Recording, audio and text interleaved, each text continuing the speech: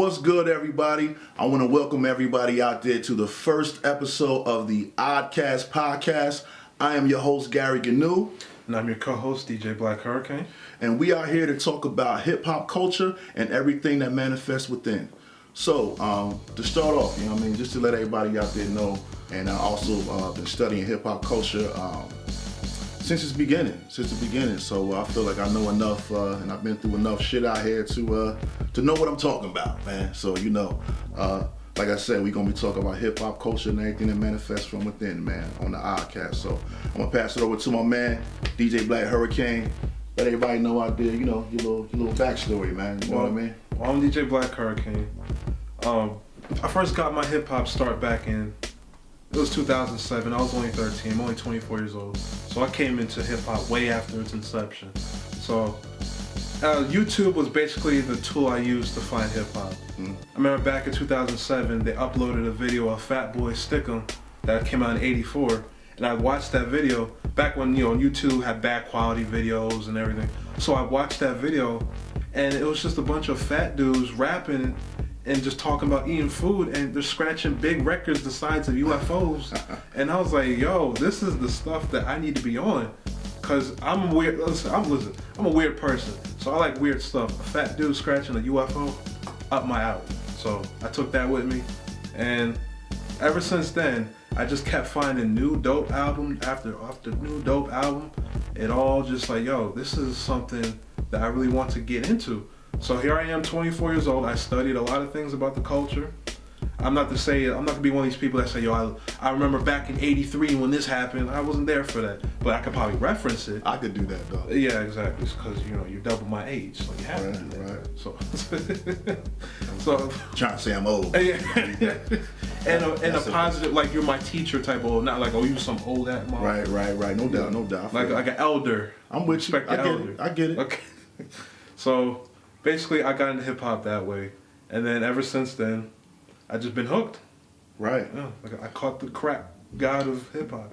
Me too. So you said that you discovered hip hop in 2007, right? Mm-hmm. So you were what age were you? I was 12 to 13. Okay, so the reason I bring that up is because I myself, that's around the age when I got into hip hop, like serious. But when I was 12 or 13, it was 1984, 85. You know what I mean? So, like I said, the Fat Boys. I said so. Then you, on the reverse, you had the Skinny Boys. You had Jack in the Style. What's those guys? Dr. Jekyll and Mr. Hyde. You had all these guys back then. Hip hop. Looking back at it now, everybody had like a gimmick. You had Salt and Pepper. You know what I mean? It was like everybody had like a gimmick with them, like the Fat Boys. In all their videos they was eating food and getting chased by police, jail for not paying for a Burger King. Right, running out on the bill after they ate the whole restaurant type of shit. You know what I'm saying? But that was the gimmick. You know what I mean? That was rappers back then. I think hip hop was trying to find itself. It was trying to find itself, really, and so it was more fun. It was kind of, that's why they call it the golden era, because everything was so new. I mean, during that time, I was excited to hear a hip hop record on the radio.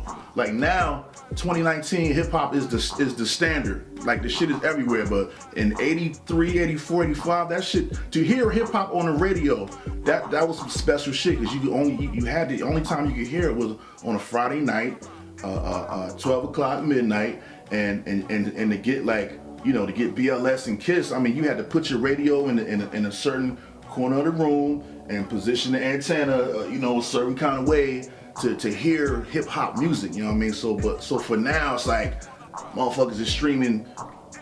Hip hop getting 1 billion streams and all that kind of. That shit is crazy, because I remember when hip hop was on a fucking little fucking tape back in the day that you would play. You know what I'm saying? So it's come a long way. From that time, that was hip hop back then. Like Roxanne. How many people capitalized off that shit? The Roxanne battles. You know what I mean? Like when that shit dropped, that was '84 again. Around that time, I was 11, 12 years old, something like that. And yeah, man, that was crazy. Every week, a new Roxanne disc was coming out. Exactly. You know what I'm saying? Yeah. And So that was just the time. That was just like, the sign of the times. Everybody was like, like you had, before Slick Rick, you had Dana Dane, who I don't even think he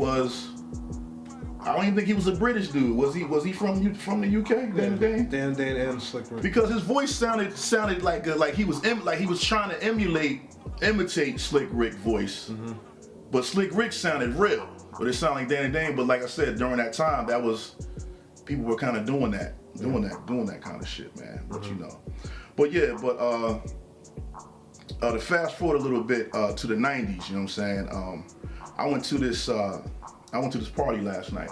It was a 90s themed party, and it was cool to get out, you know what I'm saying? But you had to wear like, some kind of 90s themed clothes or whatever, and you had people wearing different shit, you know what I'm saying? But the thing that I don't want to say it upset me, but one thing that I do remember is that as I'm walking through, I'm hearing 90s music, but I'm like, when I go to these things, I'm tired of hearing like that same 90s formula.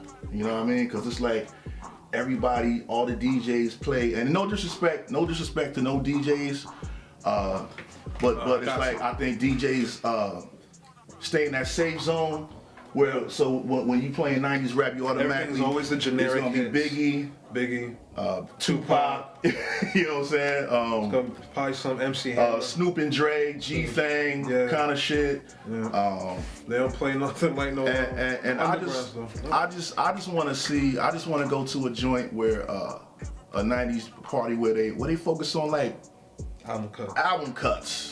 Yeah. Stuff that's not the single, because I think like, when I think of 90s hip hop, I don't think of like the singles, like, you know what I mean? I think of like, you know what I mean? Because that's back when we would listen to full albums, son. Mm-hmm. And albums would come out once a year, pretty much.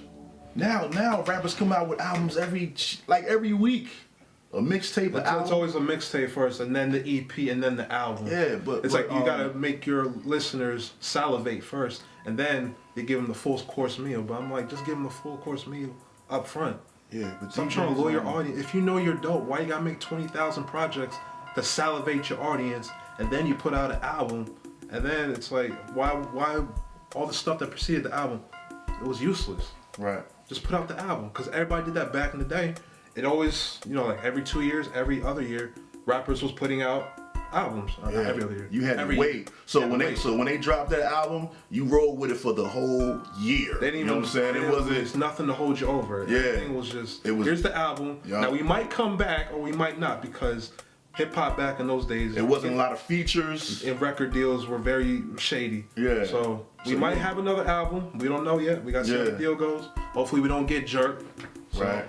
But that was going on a lot in the 90s. Yeah, a lot of that was going on. But yeah, man. And I think when I think of 90s music, I think of Tribe Called Quest. I think of De La Soul, which is one of my favorite groups of all time. I think of Jungle Brothers. You know what I mean? I think of like that good. Because first of all, 90s is all about partying. Let's be real here. But Jungle Brothers didn't leave the 80s that much. Like I'll House You, and what was the second joint they had? Doing Your Own Thing with the Tribe, Lonely Love. They had 2 albums. They didn't really make it out the 80s. No, they the 90s didn't. When the 90s came in, it was more about Tribe, because Jungle started it first. Jungle did this. They were like the forefathers. Yeah. But and the Tribe did take over. They took over more than De La was big, but Tribe just had more street. I think like they were more street credible than more. I mean, as far as acceptance, you know what I'm saying. I think people gravitated to Tribe Called Quest more than. I mean, but let's be real here. On the first album, do you see all the crazy stuff they was wearing? Which one? Which group you talking about? Well, the shit that let's go back to Fresh Prince. You know how Will Smith, like in the first season, he was wearing all those colorful, all that colorful all shit. The pajama shit. And the tribe was messing with that. And I was listening to some people. It was like, we weren't fucking, the street dudes, we weren't fucking with that. Bohemian? That was Bohemian rap. Yeah, exactly. But when they come with low end theory, that's when they start dressing they like had the fitted, they had the Yankee hats. Yeah, and the Check the Rhyme video. They had the baseball jerseys, you know what I mean? They had the sneakers. Yeah, and then they came in and it was like, they looked more like, you know, like street guys rather than like these kind of like African supernatural African. Yeah. Who fell from Africa's skies and says, "Yes, we are black." Yeah, but that's '90s though. But like, you know, that was that era too. Like at that time, we were more like culturally aware. Everybody was on some back to Africa kind of movement back in the day. Like everybody was trying to, you know, trying to represent, you know. But then how did it go to all that gun talk about 2 years later after all that Afrocentric shit? Well, that came from, I mean, in my opinion, that came from the West Coast. That came from the West. How did that become profitable? Because how do y'all just, from a historical point of view, it's like, they were once in a black power, red, black, and green, black to Africa, you know, all that stuff. But then about a few years later, they go to gun talking and like shooting motherfuckers up. I'm like, yo, what the hell happened to the unity? It's all segregated again. You got it was always there because at the same, all right, when it was positive in Afrocentric, NWA, all that, they were out straight out of Compton. That was '88. That shit. So it was out during that time. It just wasn't.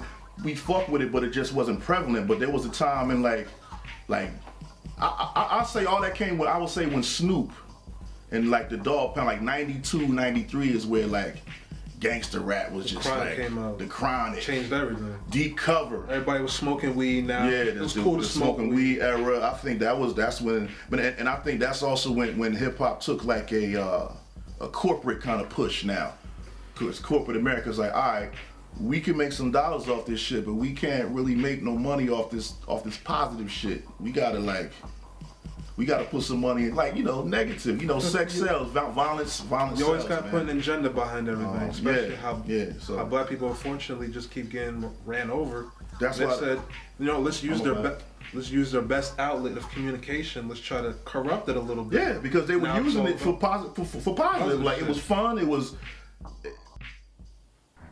So yo, I want to thank everybody for watching the first episode of the Oddkast Podcast. Once again, I am your host, Gary Gnu. And I'm your co-host, DJ Black Hurricane. And this is the first of many episodes to come. Like I said, I just wanted to give you guys a small preview so you guys can see, you know, what we're working with. You can get a feel for us, you know what I mean? But get used to seeing us because we will be back with more content and more episodes, y'all. So, peace, y'all, and be safe. Don't drink and drive.